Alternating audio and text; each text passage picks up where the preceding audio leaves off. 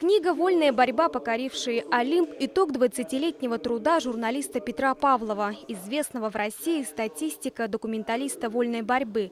Он признается, что в детстве хотел стать прославленным борцом. Не вышло, но он все равно в борьбе, только в другом качестве. Я этому дню шел примерно 20 лет. То есть с детства я собирал статистические данные, итоги соревнований по вольной борьбе. И этот итог благодаря частному предпринимателю Амосова Владимира Дмитриевича вышла в свет.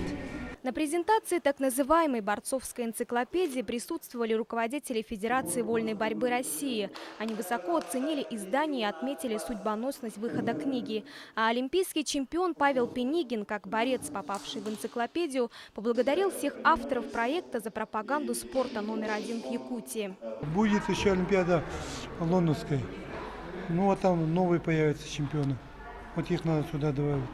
Ну, книга, в общем, очень прекрасная. Аналогов нету.